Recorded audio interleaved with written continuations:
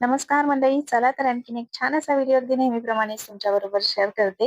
आणि मागच्या एका व्हिडिओमध्ये की नाही कुकर आणि कढईचा एक व्हिडिओ शेअर केला होता तुमच्याबरोबर. तर त्याच्यावरती मला कमेंट होत्या की डिटेलमध्ये त्याची रिव्ह्यू द्या म्हणून. तर आज अनायासे मी त्या भांड्यांमध्ये जेवण बनवतच होती. तर म्हटलं तोच व्हिडिओ तुमच्याबरोबर शेअर करते. म्हणजे भांडी कोणत्या पद्धतीची आहेत आणि कशी आहेत, घ्यावी की नाही ते तुमच्या लक्षात येईल. तर आज राजमा चावल बनवले होते आणि राईस मी कढईमध्ये बनवलेला आणि राजमा जे आहेत ते कुकरमध्ये बनवलेले.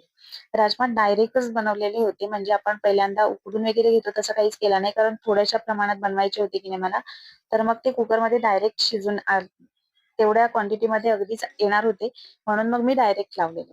तर सकाळच्या की नाही टिफिनचं वगैरे आपल्याला जेव्हा बनवायचं असतं त्यावेळेस कडधान्य उकडावी लागतात किंवा बटाटे वगैरे पराठ्यांसाठी आपल्याला उकडून घ्यावे लागतात. त्यावेळेस क्वांटिटी खूप छोटी असते कारण टिफिनसाठी बनवायचे असतात. तर त्यावेळेस आपल्याला अतिशय उपयुक्त असा हा कुकर आहे मला वाटलं. आणि कडधान्य कसं की सकाळीच आपण टोपामध्ये उकडत घालायचे आणि ती किती वेळ त्याला मला वाटतं तासभर तरी लागेल उकडायच्यासाठी. तर त्याच्यापेक्षा सकाळीच घाईघाईमध्ये कुकरमध्ये अगदी व्यवस्थित हे काम होऊन जातं.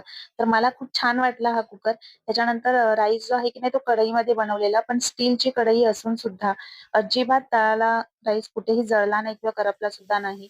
तर त्याच्यामुळे दोन्ही प्रॉडक्ट मला अतिशय आवडले.